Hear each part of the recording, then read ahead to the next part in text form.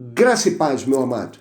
O meu desejo é que a graça do Senhor Deus se derrame abundantemente sobre a sua vida e a vida da sua família.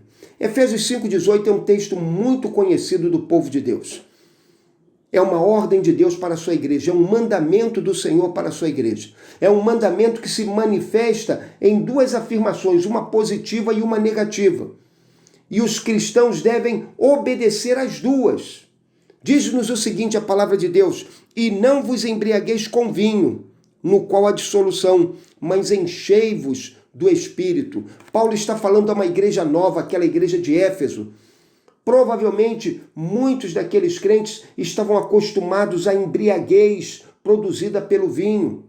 Paulo, então, coloca diante deles um mandamento que deve ser obedecido por eles. Ele lhes diz: não vos embriagueis com vinho, porque o vinho produz licenciosidade, o vinho produz corrupção, o vinho produz aquilo que ele chama de dissolução, um afastamento da vontade de Deus e dos princípios de Deus.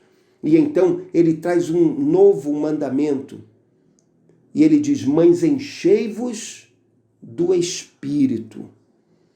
Ou seja, eles não bastava que eles apenas deixassem a embriaguez, não. Eles tinham de ser homens e mulheres que vivessem cheios do poder do Espírito Santo de Deus.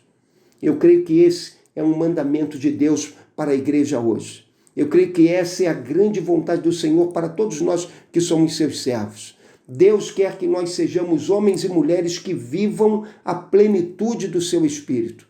Deus quer que nós sejamos homens e mulheres que vivam uma vida marcada pela presença do Espírito Santo, marcada pelo domínio e influência do Espírito sobre o seu viver. Eu quero deixar bem claro aqui, inclusive, que esse não é um mandamento apenas para algumas pessoas. Não é um mandamento para crentes especiais. Não, esse é um mandamento para todos os crentes em Jesus. Essa carta foi escrita primeiramente para todos os crentes da cidade de Éfeso.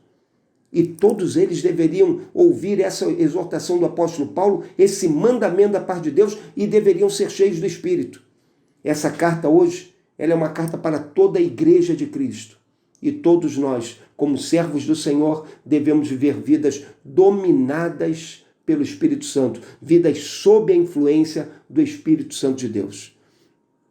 E quando eu falo de viver sob a influência dominado, é porque nós temos de lembrar um fato simples. O Espírito é uma pessoa. O Espírito Santo de Deus é a terceira pessoa da bendita Trindade.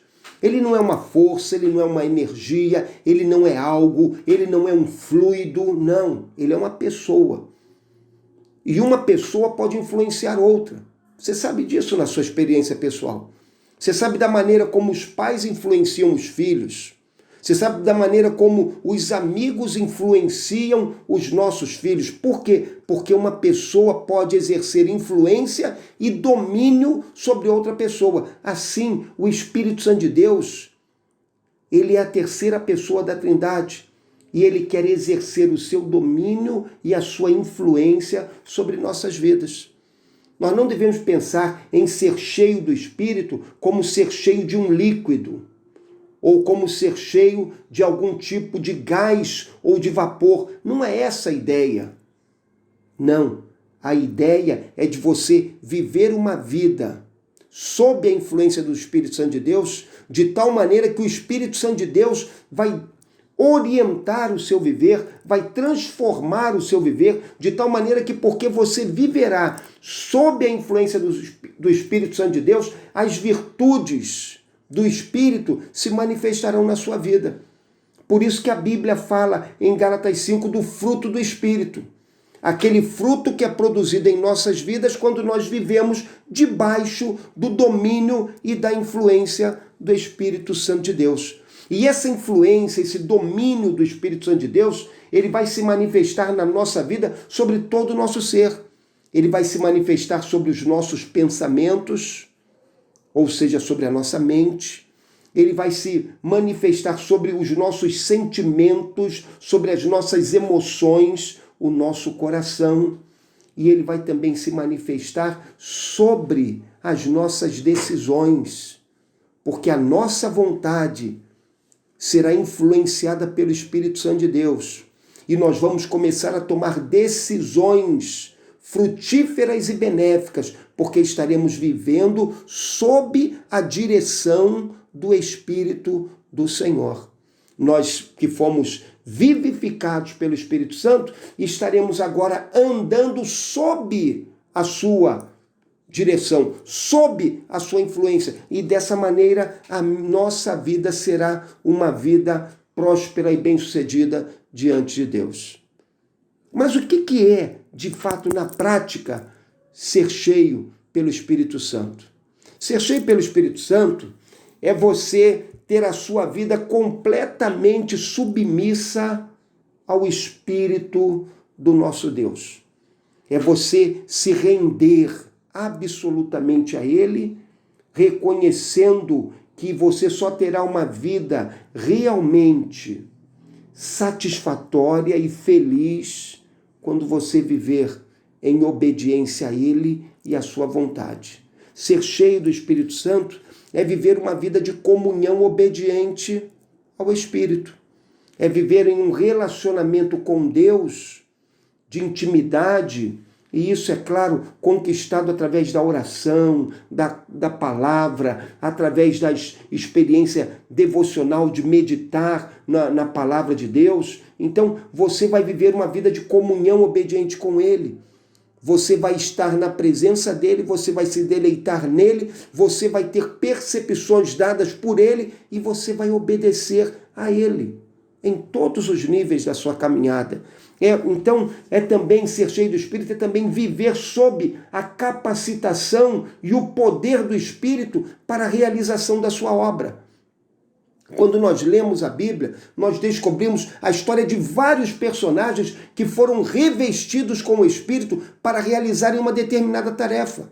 O que isso significa? Significa que eles foram capacitados pelo Espírito e receberam poder do Espírito para cumprir uma determinada missão. Mas para que essa missão fosse realizada, eles tiveram de experimentar a plenitude do Espírito na vida deles. Ser cheio do Espírito é viver sob a influência santificadora do Espírito Santo de Deus, que nos afastará de todo pecado, de toda corrupção, de toda maldade. Diz-nos o seguinte, a palavra de Deus fala assim em Gálatas 5,16, digo, porém, andai no Espírito e jamais satisfareis a concupiscência da carne. Então, viver no Espírito é isso. É você experimentar essa influência santificadora dele em sua vida. É você experimentar da parte dele o poder para resistir às tentações, para resistir à influência do mal, para resistir aos desejos vis da sua velha natureza e para andar na presença dele em santidade e retidão a cada dia da sua vida. Meu amado, é preciso que eu e você aprendamos a viver sob a influência do Espírito. Mas lembre-se de um fato, eu quero deixar isso com você agora no final da nossa palavra. Lembre-se que esse é um ato que Deus efetua em nossas vidas. Esse é um ato que é o Senhor quem produz em nós. Observe como esse mesmo texto é vertido na versão NVI.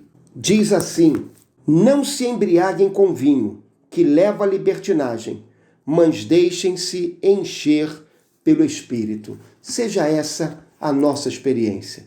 Que não nos embriaguemos com vinho, sim, mas que façamos sobretudo aquilo que é positivo, que permitamos que o Espírito Santo de Deus encha o nosso coração e vida com a sua santa e bendita influência. Deus te abençoe.